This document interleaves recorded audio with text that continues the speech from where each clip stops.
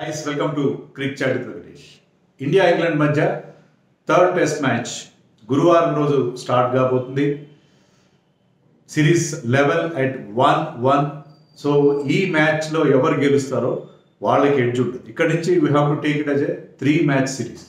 So three match సిరీస్లో first match ఎవరు గెలుస్తారో వాళ్ళకి అడ్వాంటేజ్ ఉంటుంది. రిమైనింగ్ టీం పైన ప్రెషర్ ఉంటుంది. బికాస్ వాళ్ళకి ఆ మిగిలిన 2 టెస్ట్ మ్యాచ్లు మస్ట్ విన్గా మారుతాయి. అందుకని ఈ third test match very very crucial. నేను తమ్నైల్లో చెప్పినట్టుగానే ఫోకస్ అశ్విన్ మీద ఉంటుంది. Not because he is nearing an important milestone. 499 wickets ఉన్నాయి అతనికి. 98 టెస్ట్ మ్యాచ్లు ఆడాడు ఇప్పటివరకు. 97 టెస్ట్ మ్యాచ్లు ఆడాడు. ఇది 98వ టెస్ట్ మ్యాచ్. సో ఆ మైల్ స్టోన్ గురించి అని కాదు, ఒక్కసారి ఆ మైల్ స్టోన్ దాటుకుంటే అశ్విన్ నుంచి మనం బెటర్ పర్ఫార్మెన్స్ అండ్ మనం రెగ్యులర్గా చూసే అశ్విన్ పర్ఫార్మెన్స్ చూస్తామని నా అభిప్రాయం. ఎందుకంటే getting that monkey of his back మనం సచిన్ టెండూల్కర్ విషయంలో చూసాం. సచిన్ టెండూల్కర్ తన 100th ఇంటర్నేషనల్ 100 సమీపించేటప్పుడు చాలా టైం తీసుకున్నాడు. అతని ఫామ్ కూడా చాలా వరకు దెబ్బతినింది ఆ టైంలో. ఎందుకంటే నర్వస్ 90s లాగా when you are reaching a milestone ఖచ్చితంగా మీ మీద ప్రెషర్ అనేది ఉంటుంది. ఎంత గొప్ప ఆటగాడైనా సచిన్ కావచ్చు, అశ్విన్ కావచ్చు, దేర్ ఆల్ గ్రేట్ ప్లేయర్స్. ఒక్కసారి ఆ మైల్ స్టోన్ రీచ్ అయిపోతే you will be free of tension. So ఆ పైన ఉన్న ఆ భారం అంతా పోతుంది. ఆ భారం ఒక గుదిబండలా ఉంటుంది. ఆ మైల్ స్టోన్ అనేది ఒక గుదిబండలాగా వీప్ మీద వేలాడుతూ ఉంటుంది. సో అది ఎప్పుడైతే అది వదిలించుకుంటారో అప్పుడు they will become much more relaxed. అప్పుడు మనకి తెలిసిన అశ్విన్, ఈ సిరీస్లో మనకి తెలిసిన అశ్విన్ కనబడలేదు. What we have seen him is a different Ashwin. ఎందుకంటే he use to run through the sides in home test matches. హోమ్లో అద్భుతమైన రికార్డు ఉంది అతనికి, extraordinary record. I think he is having better record then Kumble at home. కానీ ఈ సిరీస్లో ఒక్క 5 wicket haul కూడా లేదు. 2 టెస్ట్ మ్యాచ్లు అయినాయి. అండ్ హైదరాబాద్ ఫస్ట్ ఇన్నింగ్స్లో ఈ ఫినిష్ వికెట్లెస్ చాలా అరుదుగా చూస్తాం. ఒక హోమ్ టెస్ట్లో ఫుల్ బౌలింగ్ చేసినప్పుడు ఏదో 2019 pink ball test against Bangladesh అప్పుడు అతను చాలా తక్కువ ఓవర్లు వేసాడు. అప్పుడు వికెట్లెస్ అయ్యాడంటే అర్థం ఉంది. ఆ మ్యాచ్లో స్పిన్నర్స్కి ఏం వికెట్ రాలేదు. అన్ని వికెట్లు మన పేసర్సే తీశాడు. అలాంటి దగ్గర కాదు. ఎక్కడైతే అతను ఫుల్ స్పెల్స్ వేస్తాడో, లాంగ్ స్పెల్స్ వేసి వికెట్స్ తీయకపోవడం అనేది హైదరాబాద్లో జరిగింది. సెకండ్ ఇన్నింగ్స్లో 3 వికెట్లు వచ్చాయి. వైజాగ్లో ఫస్ట్ ఇన్నింగ్స్లో 3, సెకండ్ ఇన్నింగ్స్లో 3 వచ్చాయి. సో 2 టెస్ట్ మ్యాచ్ల తర్వాత 9 వికెట్లు మాత్రమే వచ్చాయి. Whereas Bumrah got 15 wickets. So Ashwin ఎప్పుడు కూడా లీడింగ్ వికెట్ టేకర్గా ఉంటాడు. కానీ ఈసారి అలా లేట్. And surprisingly England spinners have taken 33 wickets in this series so far, whereas our spinners have taken only 23. ఇది చాలా అలార్మింగ్ కదా. వాళ్ళు ఎక్కువ వికెట్ తీయడం ఏంటి, మనం తక్కువ తీయడం ఏంటి? అయితే వాళ్ళు స్పిన్నర్స్ అయినా బాగా బౌలింగ్ చేస్తున్నారు, మనం బ్యాట్స్మెన్ స్పిన్ సరిగ్గా ఆడలేకపోతున్నామని కావాలి. సో ఇది కూడా చాలా అలార్మింగ్గా ఉంది. Ashwin getting overshadowed by inexperienced English spinners అని. అందుకని అశ్విన్ ఇప్పటికైనా he has to pull up his socks. ఒక్కసారి ఆ 500th వికెట్, జస్ట్ ఒక్క వికెట్ కావాలి. ఆ వికెట్ వచ్చిన తర్వాత we'll see a different Ashwin. అతను మళ్ళీ మనకి ఆ విజయాలు అందించి పెడతారు. అశ్విన్ మనం ఈ సిరీస్లో అంత బాగా పర్ఫామ్ చేయకపోవడానికి అనేక కారణాలు ఉన్నాయి. మన బ్యాటింగ్ ఫెయిల్యూర్ కావచ్చు. కానీ అశ్విన్ స్ట్రైక్ పవర్ తగ్గడం కూడా వన్ ఆఫ్ ది రీజన్స్గా చెప్పుకోవాలి. అశ్విన్ స్ట్రైక్ పవర్ తగ్గడం కూడా వన్ ఆఫ్ ది రీజన్స్గా మనకు కనిపిస్తుంది. అందుకే అశ్విన్ ఫామ్లోకి రావడం మనకి చాలా చాలా క్రూషియల్ కదా. So I'm expecting Ashwin to come back to form in this match after getting that 500th wicket. చాలా ఇంపార్టెంట్. ఇప్పటివరకు 8 మందికి మాత్రమే ఆ ఘనత దక్కింది.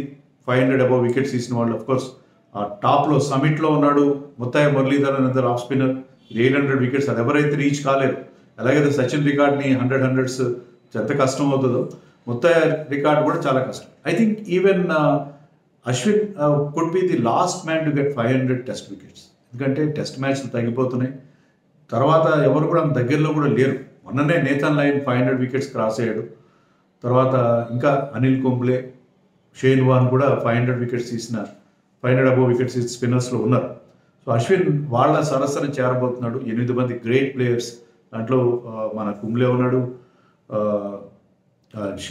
వాల్ష్, కోర్ట్నీ వాల్ష్ లాంటి వాళ్ళు, జిమ్మీ ఆండర్సన్ ఆఫ్ కోర్స్ అతను కూడా ఒక మైల్ స్టోన్ దగ్గరలో ఉన్నాడు. Is having 695 wickets. సో ఇంకొక 5 వికెట్స్ ఇస్తే అతను 700కి చేరుకుంటాడు. సో జిమ్మీ ఆండర్సన్ కూడా దగ్గరలో ఉన్నాడు. 5 వికెట్స్ ఫర్ ఏ పేసర్ కొంచెం కష్టం కదా ఇండియన్ పిచెస్ పైన ఒక్క మ్యాచ్లో. But still we know his ability. 5 wickets తీసి అతను కూడా 700 చేరే అవకాశం మనకి కనిపిస్తుంది రాజ్కోట్లో మరి పిచ్ ఎలా ఉంటుంది? అశ్విన్కి అనుకూలంగా ఉంటుందా? అలా ఉన్నట్టుగా లేదు. ఎందుకంటే ప్రెస్ మీట్ ఎవరు అడ్రస్ చేశారంటే Ravindra Jadeja, local man, local boy. ఈ బిలాంగ్స్ టు రాజ్కోట్లో బౌల్డ్ అని మ్యాచ్లు ఆడాడు ఆ గ్రౌండ్లో, సౌరాష్ట్ర క్రికెట్ అసోసియేషన్ గ్రౌండ్లో.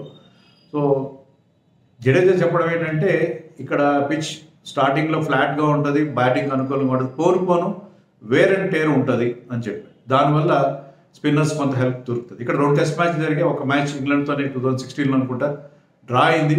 అప్పుడు వాళ్ళు ఫస్ట్ ఇన్నింగ్స్లో 500 చేస్తే మనం ఫస్ట్ ఇన్నింగ్స్లో 400 చేసాం.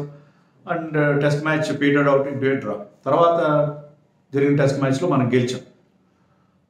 సో 2 టెస్ట్ మ్యాచ్లో ఒక రిజల్ట్ వచ్చింది, ఒక డ్రా అయింది. సో యూజువల్గా అది రాజ్కోట్ పిచ్చినప్పుడు కూడా గ్రాండ్ ట్రంక్ రోడ్ అని పిలుస్తారు. సో అంత ఫ్లాట్ పిచెస్ చాలా తక్కువ చోట్ల ఉంటాయి. సో రాజ్కోట్లో రన్ స్కోరింగ్ ఉండే అవకాశం ఉంది. బట్ మరి ఎలాంటి పిచ్ చేస్తారో చెప్పలేం. అది జడేజా ఏమన్నాడంటే ప్రతి మ్యాచ్కి పిచ్ మారుతుంటుంది, మనం ఒక మ్యాచ్లో చూసి ఇంకో మ్యాచ్ గురించి మనం కామెంట్ చేయలేం. రాజ్కోట్లో పిచ్ ప్రతిసారి మారుతూ ఉంటుంది, సేమ్ పిచ్ ఉండకపోవచ్చు అంటున్నాడు, సేమ్ బిహేవియర్ ఉండకపోవచ్చు పిచ్లో అని చెప్పి కూడా అన్నాడు. అయితే అక్కడ వెదర్ చాలా కూల్గా ఉంది. మనం 2 టెస్ట్ మ్యాచ్లు సౌత్లో జరిగాయి, హైదరాబాద్ అండ్ వైజాగ్. ఇక్కడ వేడి ఉంటుంది కాబట్టి ఆ వేడి వల్ల పిచ్ బ్రేక్ అయ్యే అవకాశం ఉంటుంది, డ్రై అయ్యే అవకాశం ఉంటుంది, స్పిన్నర్స్కి హెల్ప్ ఉంటుంది. కానీ నార్త్లో రాజ్కోట్ is సౌరాష్ట్ర, గుజరాత్ కాబట్టి అక్కడ కూల్ టెంపరేచర్స్ ఉన్నాయి, ఇంకా వింటర్ ఉంది కాబట్టి ఎండ ఎక్కువ కాయకపోతే పిచ్ బ్రేక్ డౌన్ అవ్వదు. సో స్పిన్నర్స్కి అంత ఈజీ కాబోదు పిచ్ మీద, విచ్ బేసికలీ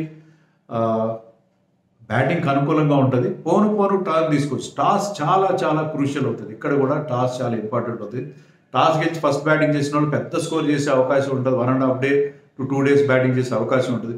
పోను కొంత రఫ్ క్రియేట్ అవుతుంది కాబట్టి కొంత అన్ఈవెన్ బౌన్స్ కూడా అవుతుంది కాబట్టి బౌలర్స్కి హెల్ప్ ఉండే పరిస్థితి ఉంది. సో టాస్ ఇక్కడ కూడా వైజాగ్లో లాగానే ఇక్కడ కూడా చాలా కీలకం కాబోతుంది. మరి ఎవరు గెలుస్తారో చూడాలి.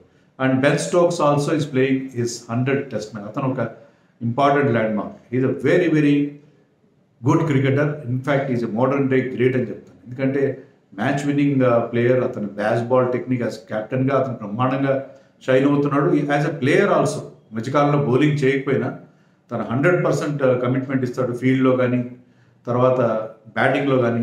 సో బెన్ స్టోక్స్ అవుట్ అయ్యే వరకు you cannot take the victory for granted at any time. So అతను సింగిల్ హ్యాండెడ్గా అనేక మ్యాచ్లు గెలిపించబడడం మనం చూసాం. So lovely cricketer, important land mark for him, 100 test matches. So let us all wish him, congratulate him for achieving that great milestone. చాలా తక్కువ మంది cricketers in ఫ్యూచర్లో 100 టెస్ట్ మార్క్ రీచ్ అవుతారు, ఎందుకంటే టెస్ట్ మ్యాచ్లు తగ్గిపోతున్నాయి. So Ben Stokes thoroughly deserves this milestone అని మనం అనుకోవాలి. సో ఆల్రెడీ ఇండియా బ్యాటింగ్ 11 గురించి వీడియో చేశాను. మన సర్ఫరాజ్ ఖాన్ అండ్ జురెల్ డెబ్యూ చేయడం ఆల్మోస్ట్ సర్టన్గా ఉంది. మరి కుల్దీప్ నాటిసర్ జడేజా ప్రెస్ మీట్ అడ్రస్ చేశాడంటే అతను ఫిట్ అయినట్టే లెక్క.